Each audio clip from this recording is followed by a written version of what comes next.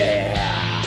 You are listening to Local Biz Now. I am Joe Vagnone. This is where your business matters. Fire it up, Wilton. This is Josh Johnson, the guy who's used to rushing into burning buildings. But when I need to rush into relaxation mode, I rush to Burner Cigar. It's like calling 911 for your stress. Join me in extinguishing worries one puff at a time. This is Joe Vagnone. Please go to Burner Cigar. If you're watching, if you're not watching and you're live on the radio, I'm holding up a big sign that says, "This cigar is on Joe." If you go by Burners, hold up this sign, go drop the photo on Facebook. Your cigar is on me. Please go by Burner Cigar located in Brookdale Village and tell them Joe sent you and your first cigar is on me. We really do appreciate it. Thank you so much for Burner Cigars. Now I am here with my co-host James Smith. He's the founder of My Outdoor Joy, and I'm also here with Tamara, and she is the CEO. I don't want to mess that name up again. Say it again. Vaudra International. Vaudra yes. International, intellectual property protection enforcement, and so much more. The truth is, so we were talking about how your industry has changed, because I know when I met you 4 or 5 years ago, it was not a lot of online stuff. It was a lot of chasing people down kind of stuff. I mean, this online stuff has become more and more prevalent to what it is you do. Is that a fair statement? Well, it's always been a critical factor because you can do online takedowns and enforcement, but not everything is worth going to the ground. So then it's also, there's an investment there. You need to make sure you're really getting the big suppliers, the ones that are going to have the greatest impact to kind of, cut the head of the snake, so to speak. So there's always been the online component, certainly with COVID and everybody shopping online. I mean, everybody already was, but the degree of now you're getting, your toilet tissue or whatever also delivered. So it's kind of a different world just from the magnitude of it. And of course, counterfeiters and bad guys just jump right on that. So you find a counterfeiter and a bad guy at the Walmart. I mean, at the Walmart online. Can you go to Walmart and tell them? Is there a way to make that happen? Because if I tried to do that, I don't think Walmart's going to listen to me. You can. You can actually, if you're and we're actually registered agents on the behalf of brands very often, where we can do enforcement on these different platforms on their behalf. But we're always taking certain steps to ensure the authenticity before we would do something like that. Right. So making a test purchase, making sure you have the evidence that you can confirm that that's counterfeit and what's going on before you would take an action that, could impact somebody's livelihood. You want to make sure that you have the facts. Right. Here's the elephant in the room. What do we deal with when we deal with China? Everybody on Amazon knows, here comes the China stuff. How do you deal with that? They are not subject to our laws. Well, right. I mean, it really is about what market you're in. So if the product is entering the U.S. from China, there are different things that can be done, whether it's recordals with customs based on those trademarks. There's things that could be taken to try to get to the choke points of wherever those shipments are coming in for those distributors. The onesie-twosies are really tough. And I mean, those are all the USPS, little shipments that come in that aren't containers. Mm-hmm. So it's... Can you track the manufacturing in China? That manufacturer is making that shirt. I'll give you an example. My wife bought a shirt that we thought was an NFL shirt. That when she told me she only paid $32 for it, I said, "Baby, there's no way." There's no way. Yep. That's it. So somebody is fooling my wife, and literally, she showed me the website. It was literally copied the actual NFL site, just a different click button. And of course, my wife thought she was buying something legit. Would you be able to track who that manufacturer is, which, by the way, could be the same manufacturer manufacturing the NFL stuff? Well, and definitely the bigger you are, the more popular you are, the bigger the target. Right. So the proliferation of the rogue websites that have the $30 whatever, jerseys, hoodies, sunglasses, whatever, even electronics, which then get into a whole different kind of health and safety risk with the potential of causing fires, of, malfunctioning in ways that could be harmful.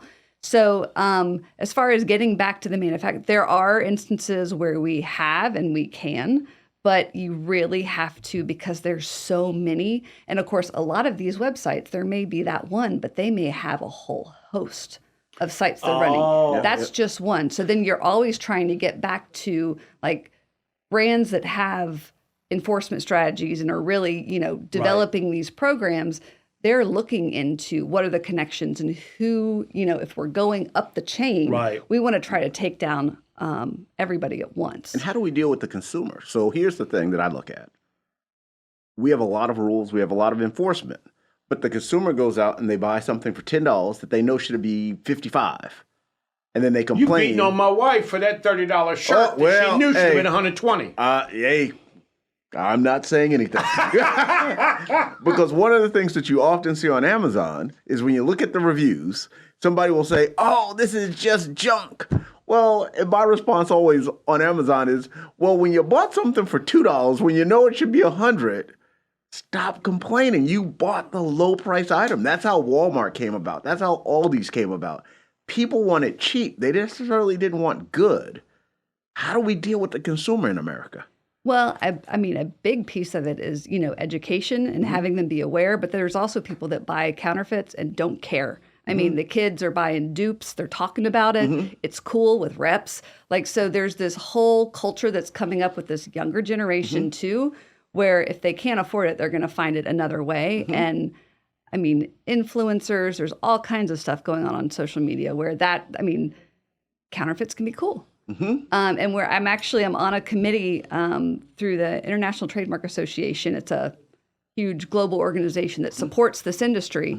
But their Unreal campaign, we go out and do presentations ages 13 to 23-year-olds, educating on, what's a trademark? What is intellectual property? Why is it important? Why do you need to think about the origin of the product if it could be supporting child labor, unfair labor practices, wages, terrorist? There's so many different things that those counterfeit goods and the monies from those are ultimately funding that you just, when you start looking for these next generations and they're really thinking about their why, that's why not. Okay, so first of all, don't let James sit over there and act like he almighty, you understand? Because before you got here, I told him who was going to be sitting in this seat, and he started smiling, thinking about the time he was in the barbershop growing up, getting free DVDs. CDs, $2 CDs for movies. So he's been that same consumer. Absolutely he's trying to beat my wife up over. Hey, it's just a little static. Leave me alone. It's just a little static. Okay, so bringing that up as I pick on James, you then said, well, there's a whole online illegitimate place to get these movies, because I thought that was over with. The bootlegging of a movie is gone now, or a song, because all that is now became digital. And you're saying no, there's websites out there that are illegitimate. Oh, yes, the streaming services and I had no idea it was illegal, informal streaming services. Oh, absolutely. And, they don't have licenses. There's all kinds of different things. They're funded by ads. So even I had the opportunity to be on a panel at it was a training for Homeland Security that was hosted by the IPR Center a couple weeks ago. And so I actually had the chance of hearing some of the conversations that law enforcement are having when they're being trained with what's going on in the world. And that was really a big thing that was, there was a whole case study related to these streaming websites because we don't do a lot in that space. Right. We deal more with other kinds of services and hard goods, physical goods, products. But the prevalence of these streaming sites, and then the biggest thing that consumers don't think about, and I was like, oh yeah, that totally makes sense. And it had crossed my mind, but not to the degree that they articulated, with the volume of those sites that you're clicking on something, and then you have the weird, you're already on a site that is streaming illegal content. And then the little window pops up that says, oh, there's a virus on your computer. and you go to click it to X out of it, and it actually installs the virus. Like there's so many like computers, and with the, oh my gosh, the phishing schemes and identity theft, going on those kind of sites, you're absolutely opening up a Trojan horse to all kinds of things that could come into your world and wreck it in a minute. All because you want to get that movie 30 days or 60 days before it's going to come out. Absolutely. I had no idea. Wow. If somebody wanted to reach you because they've got some questions about some intellectual interests that they have, how could they do that? Well, I can be reached. Our office number is 704-895-3939. Vaudra.com, there's multiple forms, VAUDRA.com. Info@vaudra.com. Come straight to me. I also have my personal phone email address, tdt@vaudra.com. But anyway, like if you go on our website to learn more. I want them to hear VAUDRA.com. Yes, okay. sir. What advice, we've only got about 30 seconds or so. What advice would you give somebody whether they should or should not protect their name, their brand, and their product? What would you say to that? Think about how you would feel if somebody decided to rip it off. Like how much blood, sweat, tears, sleepless nights, and trying to have it survive. Do you have a team you're trying to support, a family you're trying to support? And if you at least have, it's not expensive to get a trademark registered. There's things that come up with it, but like just to have a baseline in place will give you a better foothold. Attorneys do free consults, like talk to somebody. Right. I'm always glad to talk, but I cannot give legal advice because I am an investigator, not an attorney. Absolutely. Right. Thank you so much. You're so welcome. As always, this is an exceptional show. Tamara, thank you so much. Thank you. Really enjoyed it. Your business matters. See you next week.